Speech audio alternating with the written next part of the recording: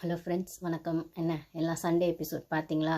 என்னவோ Sunday episode வந்து wild கார்டுக்கு தான் ரொம்ப அப்படியே ஹைப் கொடுத்து காமிச்ச மாதிரி இருந்தது. நான் 3 ப்ரொமோஸும் போட்டிருக்கேன். அதுக்கான டீட்டெயில்ஸும் நான் பேசியிருக்கேன். ஆக்சுவலி 4 ப்ரொமோ வந்தது வைல்டு கார்டு பற்றி. நான் 4 ப்ரொமோஸுமே பேசியிருக்கேன். ஸோ அதுலேயும் அவங்களுக்கான டீட்டெயில்ஸ் சொல்லியிருப்பேன். பார்க்காதவங்க போய் பாருங்கள். ப்ரொமோ 1 to 1 போட்டிருப்பேன். 3 வந்து 3 ஒரு பார்ட் போட்டிருப்பேன். 4ம் போட்டிருப்பேன். அதுக்கப்புறம் 5 வந்து பிரவீனோட அந்த கேப்டன்சி பற்றி பேசியிருப்பேன். ஸோ பிரவீன் கேப்டன்சியில் நடந்தது. திவாகர் பார்த்தீங்கன்னா ரொம்ப தெளிவாக பேசியிருப்பார்.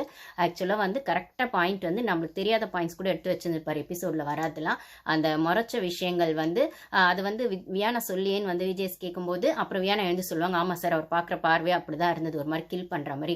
நான் கொஞ்சம் பண்ணால் அது ஆட்டிடியூட்றாங்க, பவர் மட்டும் பண்ணலாமா அப்படின்னு சொன்னதாகட்டும். அதுக்கப்புறம் அந்த டேட் ஆஃப் பர்த் பற்றி பேசும்போது அது பாருங்கள், சண்டைக்கு நடுவில் எவ்வளோ சொல்லுன்னு ஒரு வார்த்தை அந்த ஆள் விட்டுருக்காரு அப்படின்னு அந்த பிரவீன்ன்றவர். நான் தான் சொன்னேன், அவன் சரியான மேல் சாவனிஸ்டுங்க. ஒரு மாதிரி விக்கல்ஸ் விக்ரம் செய்யறதாவது கொஞ்சமாவது நம்மளால கண்டுபிடிக்க முடியுது.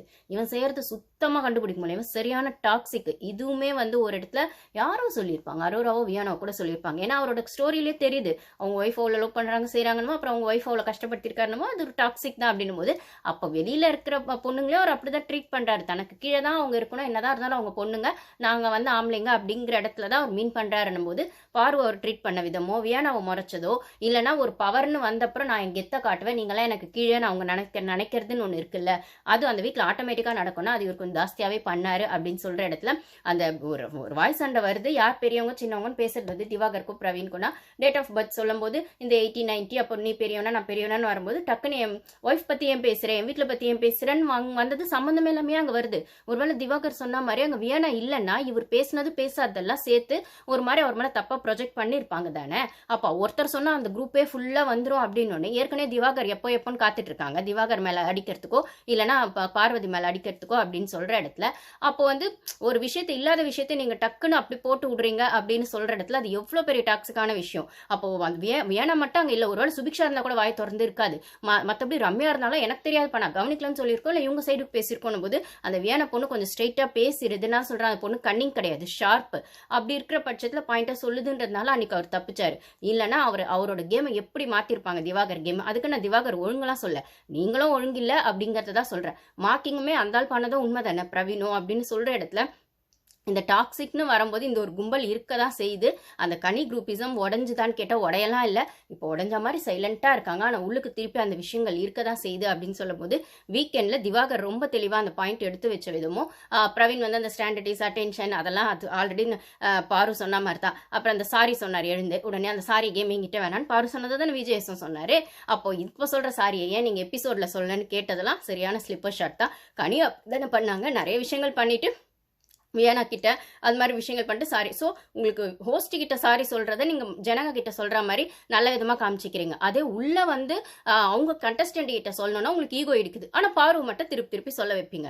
அப்படிங்கிறது தான் விஷயமா இருக்குது அப்படின்னு சொல்கிற இடத்துல இன்றைக்குமே அந்த பேட் டச் அப்படிங்கிற விஷயத்தில் பாரு அப்படி சொல்லியிருக்காங்க. கமருதீன் பற்றி வெளியில் தப்பாக போயிருக்குன்னு அந்த உள்ளே வந்து ஒயில்ட் கார்டு என்ட்ரி சொன்ன அந்த விஷயங்கள் எல்லாமே நீங்கள் வந்து இப்போ ப்ரொமோவில் பார்த்துருப்பீங்க. திவ்யாவுக்கும் பாருக்கும் பெரிய சண்டை போச்சு, கான்வர்சேஷன் போச்சு, வியானாவும் வந்து கேட்டிருக்காங்க அப்படின்னு நான் அதை பற்றி டீட்டெயிலாக பேசுகிறேன். ஸோ நீங்கள் உள்ள வந்திருக்க ஒயில்ட் கார்டு கண்டஸ்டன்ஸும் பாரு அட்டாக் பண்ணதாங்க வந்திருக்காங்க, பார்வை அட்டாக் பண்ண வந்திருக்காங்க. ஆனால் வந்து அது தெரியாமல் பண்ணுன்ற மாதிரி அவங்க புத்திசாலின்னு நினச்சிட்டு பண்ணிட்டு இருக்காங்க. அப்போ நீங்கள் புத்திசாலினா மற்றவங்களாம் முட்டாளான்னு கேட்க வேண்டியதாக தான் இருக்குது. உங்களை விட தில்லாலங்கடி தான்ப்பா உள்ளே இருக்காங்க, கனி குரூப்லாம் அதை விட தில்லாலங்கடி.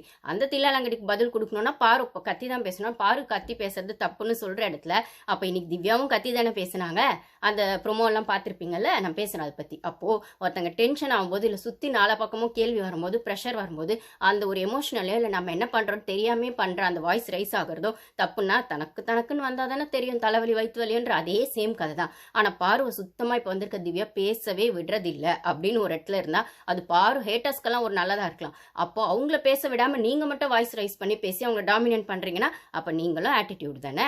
அப்போ நீங்கள் சொல்கிறது தான் எல்லாரும் கேட்கணும்னு ஒரு இடத்துல நீங்கள் பண்ணுறீங்க அப்படின்னா அப்போ நீங்களும் ஆட்டிடியூட் தானே அப்படின்ற ஒரு கேள்வி இருக்குன்னா ரெண்டு பக்கமும் அந்த கான்வர்சேஷன் இருக்கணும், ரெண்டு பக்கமும் கேட்கணும், ரெண்டு பக்கமும் பேசணும்னா ஒரே சைடாக வாய்ஸ் ரைஸ் பண்ணாலும் ஒரே சைடாக வந்து அந்த புரிதல் இருந்தாலும் அதுவும் டாக்ஸிக்னா அப்போனா திவ்யாவும் வந்துட்டு பாரு தான். அவங்களோட கரெக்ட் டார்கெட் பாரு திவாகர், அவ்வளோதான். இவங்களுக்கு வந்து அது மட்டும் இல்லாமல் இன்னொன்று கேட்டிங்கன்னா திவ்யா வந்து கனி குரூப்புக்கு கெமி அதுக்கப்புறம் சுபிக்ஷா இவங்க கூட ஒரு வேவ் லென்த்து இருக்குது. அப்போ வந்து என்ன சொல்றது, அந்த கனி வந்து இப்போ சுபிக்ஷா கூட சேர்ந்துட்டாங்க. சுபிக்ஷா கனின்னு ஆல்ரெடி சொல்லிட்டு இருப்பேன். இப்போ கனி கூடவே சுபிக்ஷா சுத்திட்டு இருக்கு. ஆனா இன்னொன்னு இதுல என்ன நடந்துச்சுன்னா, இவங்க கேம் கண்டுபிடிக்காத முடியாது பரி.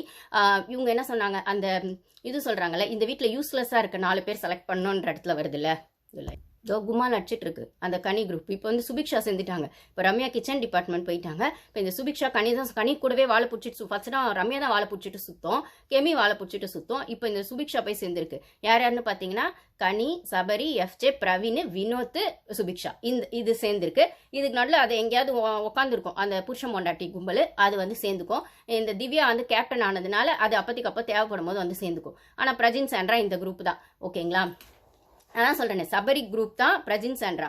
கனியை வந்து தேவைப்பட்ட உள்ளே வச்சுக்குவாங்க, இல்லைன்னா பண்ணுறாங்க. ஆனால் கனி ஒரு கேம் ஆடுவாங்க. அது வந்து சபரிக்கு எதிராக போனாதான் அவங்க நியாயம் ஆட முடியும். திருப்பி இந்த குரூப்புக்குள்ளேயே அவங்க ஆடினாங்க அப்படின்னா குரூப்பிசம்லாம் உடையில, சும்மா பேருக்கு நம்மளை நம்ப வச்சிருக்காங்க அப்படிங்கிறதா விஷயமா இருக்குது. ஆனால் பாருக்கு எதிராக தான் அகைன் திருப்பி வீடு ஒன்றா சேரப்போகுது அப்படிங்கிறது தான் வந்துட்டு பெரிய விஷயமா இருக்குது. இன்னைக்கான எபிசோடில் நான் இன்னொன்னே சொல்லிடுறாங்க இதோட சேர்த்து.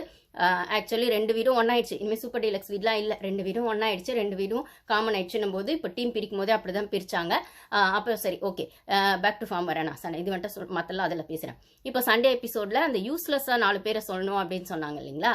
அந்த யூஸ்லெஸ் சொல்கிற இடத்துல விக்ரம், யார் யார் வந்தாங்க, விக்ரம், சுபிக்ஷா, அரோரா, திவாகர். ஸோ திவாகரும் ரெண்டு பேர் செலக்ட் பண்ணாங்க அப்படின்னு சொல்கிற இடத்துல இதே வந்து பிரஜின் சாண்ட்ராக்கும் இந்த மாதிரி டாஸ்க்கு கொடுக்குற பட்சத்தில் இவங்க வந்து விக்ரமையும் சுபிக்ஷாவையும் வந்துட்டு யூஸ்லெஸ்ன்னு சொல்கிறாங்க.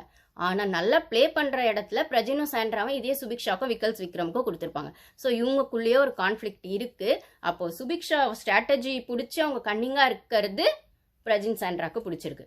இந்த சைடில் அவங்க ஸ்ட்ராட்டஜி மட்டும்தான் பின்னாடி இருந்து முதுகில் குத்துற வேலை தான் செய்கிறாங்க. டாஸ்க் வைஸ் வந்தால் அந்த முதுகில் குத்துற வேலையோ இல்லை ஸ்ட்ராட்டஜின்னு சொல்லி ஒன்று பண்ணுறாங்க. ஆனால் வெளிப்படையாக கொஸ்டின் பண்ண வேண்டிய இடத்துல, இல்லை ஒரு தப்பு நடக்குதுன்னா அங்கே போய் வாய்ஸ் ரைஸ் பண்ண வேண்டிய இடத்துல, பாயிண்ட் எடுத்து வைக்க வேண்டிய இடத்துல வைக்கல, ஒளிஞ்சிட்டு இருக்காங்க. வீட்டில் வந்து ஆளே அட்ரஸே காணோம் அப்படிங்கிறத யார் சொல்கிறா? இவங்க திவ்யா சொல்கிறாங்க. ஆனால் பிரஜின் சாண்ட்ரா ஓகேன்னு சொல்கிறாங்க.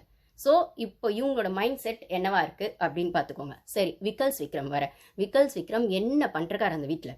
அந்த QC டாஸ்கில் ஓடவே முடியாதுன்னு ஃபஸ்ட்டு குவாலிஃபிகேஷனே இவருக்கு தான் வந்திருக்கணும். ஓட முடியாதுன்னு பாட்டில் போய் அமுத்துனாருன்னு அவரே ஒத்துக்கிட்டாரு.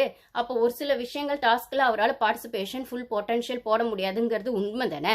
ஃபிசிக்கல் டாஸ்க் வச்சா அது வந்து ரன்னிங்காக இல்லாமல் வேற ஏதாவது ஃபிசிக்கல் டாஸ்க்காக வச்சா ஒரு லுக்கு பண்ணலாம், பிளாக் பண்ணுறது செய்யறது அப்படின்னு அந்த மாஸ்டர் டாஸ்க் மாதிரி.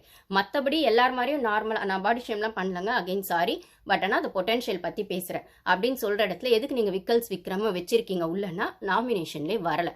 நாமினேஷன்லேயே வராத பட்சத்தில் எப்படி இப்போ எலிமினேட் ஆவாங்கன்னு உள்ள விக்ரம் வச்சிருக்கீங்க. அதே மாதிரி இப்போ வந்து விக்ரம் கேம் வந்து எப்படி ஆகும்? ஏன்னா வீக்கெண்டில் பார்த்தீங்கன்னா விக்ரமையும் சுபிக்ஷாவையும் தான் கொஸ்டினே பண்ணலை. மற்ற எல்லாரையும் கேள்வி கேட்டவங்க ஏன் விக்ரம் கேள்வி கேட்கலன்னு ஒரு விஷயம் வந்தால் இது 1 hour எபிசோடில் வரல.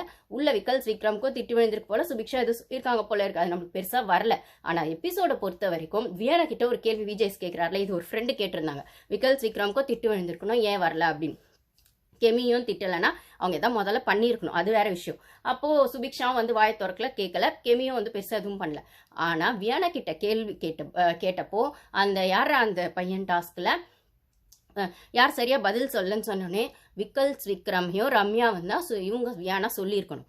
ஏன்னா விக்ரம் தானே மாற்றி சொன்னார், இவங்களுக்கெல்லாம் சம்பளமே வேண்டாம், பஸ் சார்ஜ் கொடுத்தா மட்டும் போதும்னு சொல்கிற இடத்துல சொன்னது விக்ரம் தான். உங்களுக்கு தைரியம் இல்லைன்னு சொல்லி எஃப்ஜேவை தான் அங்கே வச்சு சொல்ல சொன்னாங்க. அப்போது எஃப்ஜேவை சொல்கிற இடத்துல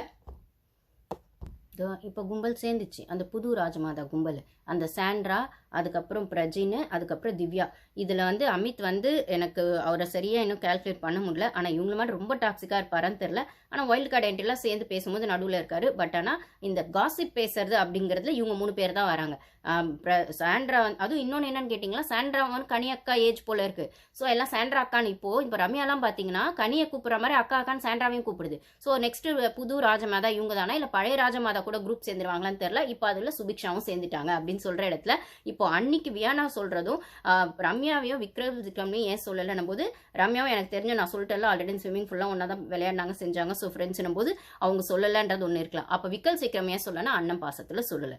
ஸோ விக்ரம் ஏன் அந்த வீட்டில் இருக்காருன்னே தெரியல. சேஃப் கேம் தான் ஆடுறாரு, நான் வீடியோஸும் போட்டிருக்கேன் அப்படின்னும் போது சேஃப் கேம் ஆடுற. அதே மாதிரி இன்னொரு இடத்துல விக்ரம் என்ன சொல்வார்னா, இந்த பாருவுக்கு வந்து பதிலடி கொடுக்கறதுக்காக இந்த வாரம் நாமினேஷன் பாஸ் வாங்கணும் அப்படின்னு அவர் சொல்லிட்டு இருக்காரு. ஸோ உங்களுக்கு தேவைன்னா நாமினேஷன் பாஸ் வாங்குங்க.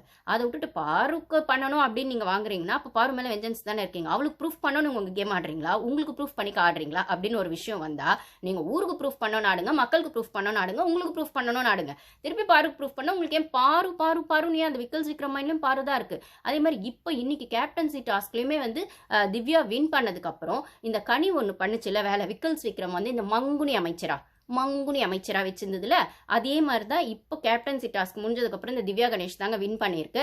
ஸோ நான் அதை இப்போ இதிலே பேசுகிறேன், அதுக்கப்புறம் இதை கட் பண்ணி தனியாக வீடியோ போடுறேன். எப்படியே நாளைக்கு உங்களுக்கு